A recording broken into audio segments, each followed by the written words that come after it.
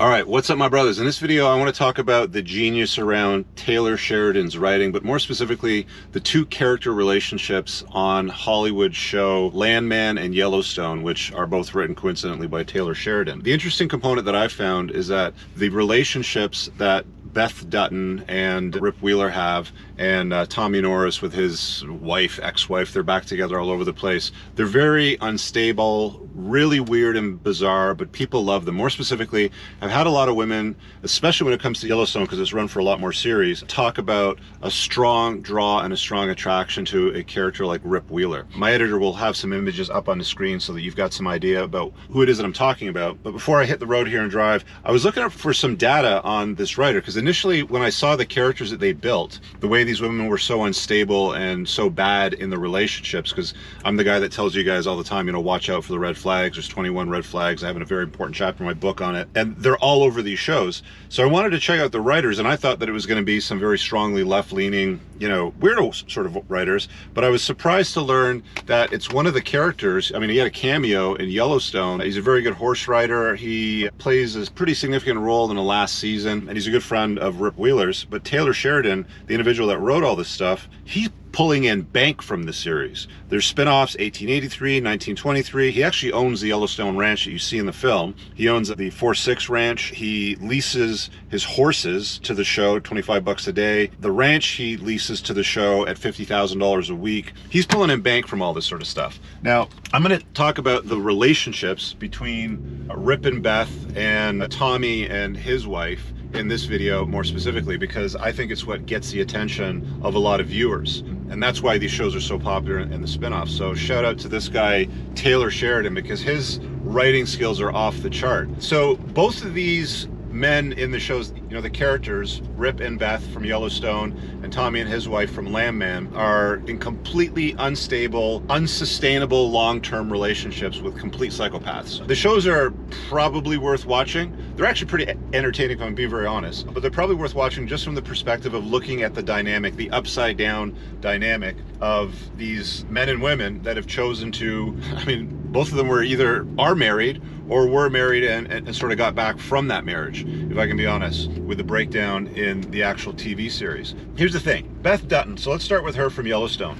She's an absolute batshit crazy nut bar. She gets in a bar fight, she's always drunk, she smokes cigarettes all the time. Her younger brother or her stepbrother, you know, whatever he happens to be, actually when she was younger, when she got pregnant, essentially had a hysterectomy. I'm spoiling some of the plot with the film, so she can't have kids. There's a lot of back and forth with that. She's a very spiteful, angry, bitchy kind of gal, Beth, causing trouble all the time, involved in legal mishaps, explosions, fist fights, you name it. Like, the bitch is crazy. And I think the reason why women love a guy like Rip Wheeler, because I've had this pop up a lot of time on, you know, my podcast, the Unplugged Alpha podcast, when the gals call in. I've heard them talk about Rip Wheeler too many times now, and I'll tell you why I think women love this guy. He's strong, he's masculine, he's competent, he's resourceful, he's a bruiser, he can beat the crap out of people, he's a fixer, he knows how to solve problems, he's handsome, he's rugged, you know, like all that stuff that women like.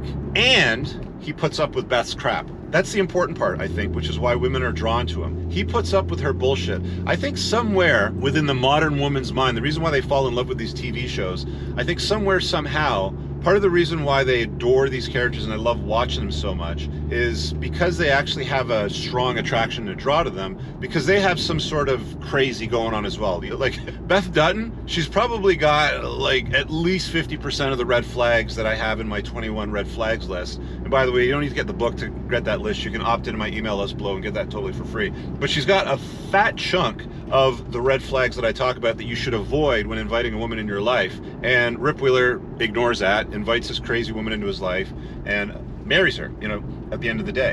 I mean, he's a ranch hand, he's not wealthy or any of those things, but he's all the other things that I mentioned, and Beth, through a function of her father in the character show, has access to all the cash. Now, she's such an evil woman, let me just break it down to you this way. She's such an evil woman that as they kind of go through the timeline, as Sheridan, you know, writes this plot, cleverly written, fantastically written, and they go to the early years, you know, where they sort of like backtrack, you know, 20 years, maybe 30 years into their youth. The character of Beth Dutton actually goes and bangs another guy in front of Rip Wheeler in the backseat of a car. That's how unstable, how broken, how messed up in the head this character is. And again, that's why I think women are so drawn to the show and so drawn to the characters in it, especially have such a hot draw towards that guy, Rip Wheeler. I want to talk about Tommy Norris from the Landman series. Also another series written by Sheridan as well. Clever writer, huge spin-offs. The guy's clearly got lots of money. He's not stupid. He knows what he's doing. And he's also written another batshit crazy female character into the storyline. One that women would admire and adore. And, you know, I mean, Billy Bob Thornton in his heyday, like in his younger years, I think he's probably close to 60 now, but in his younger years, you know, he was a good looking dude. He was, you know, lean. I think at one point there was a video out there, and I'm 100% certain of this, of him with Angelina Jolie at a press conference and essentially talking about smashing on the way to this press conference, and she's all over him like a fat kid on a piece of cake sort of thing. Like, he was a handsome dude. He's a little bit kind of, you know, past his prime at this point in time, but they still wrote him into the script as Tommy Norris, who's the Landman sort of guy. Interesting series too, by the way. It's based on a podcast, which is essentially a true story on the oil fields in Texas. But back to the character of Landman, or Tommy Norris's crazy, batshit crazy ex-wife. When they wrote her into the script, again, the reason why women love this show is because they can so closely relate to the characters in the show. I want you to really like marinate on that. Like, let that set in for a minute. That's why they love this stuff. That's why the modern woman digs this stuff. Tommy Norris works hard, competent, resourceful, can fix problems, decently good looking even for his age. And his ex-wife, because there's only one season right now, his ex-wife is married to another man during that show, but keeps coming back to bang Tommy, you know, to get involved in his life, wants to leave the rich husband that, you know, husband number two that she's left, and go back to Tommy Norris and go for round two because they have a couple kids together sort of thing. But the woman is completely unstable, a drunk. She's always mischievous, getting into trouble, probably hasn't worked a day in her life, creating havoc in Tommy's household, because when she comes into his house, he's basically working with a lawyer and one of his foremans on the oil field, so they kind of share a house. They almost have like roommate type of situation. She moves in, gets rid of all the furniture, brings the new furniture. By the way, buys all the new furniture on her husband number two's credit card as she's living with Tommy Norris. Like, crazy stuff, messed up stuff. And again, women love this stuff. They love the unstable female characters out there, I believe, because they so closely relate to them. Here's what I want to ask you guys. If you've seen these shows, and I'm sure many of you have if you've clicked on this title, comment below and let me know if I'm right, because I've been sitting on this and I've been thinking about it for a bit now, and it's like, how is it that Landman, Yellowstone, all these like Western sort of Texas good old boy sort of thing, you know, rancher masculinity, like tough guy sort of stuff, they've written these alpha males that are essentially pussified by the most destructive women around, and now they're popular. And the vast majority of people that are watching these shows anyway, I mean, more than 50%, is going to be a female audience. And they're attracting and retaining the female audience because of the storyline, because of the writing. The writing is the kind of guy, the exact kind of guy that women want, but wrapped around their little fingers. That's exactly what you've got in these shows. The tough guy, the good-looking guy, the masculine guy, the competent guy, the rich guy, the tough guy, the, you know, the bruiser, the fighter, all that stuff. That guy, but wrapped around her batshit crazy mind and her finger, and willing to say and do anything. In fact, if I'm not mistaken, before I wrap this up, Tommy Norris in one of the last episodes in the first season said something along the lines of, "I can't say no to you," when he's talking to his woman, his ex-wife. Somebody in the comments can mention her name, but he's the kind of character that can get anything done on the oil fields, make money, solve problems, deal with staffing issues, deal with cartel issues.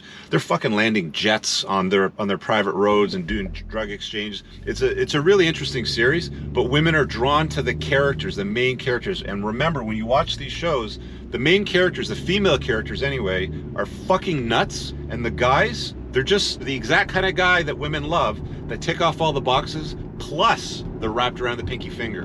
Which, by the way, most real guys in real life with that type of character trait wouldn't put up for a minute with any of the bullshit any of those female characters dish out to those men. You guys let me know what you think in the comments below. Kind of wanted to go in a different route with this video and share some ideas and thoughts with you. A little bit of an idea for you. We'll see you guys in the next video. Check out the top pinned comments. Peace out. I don't ever slow up, no I don't take shit. I got no love for the fakeness. If you wanna play tough and wanna hate this, I'll always show up.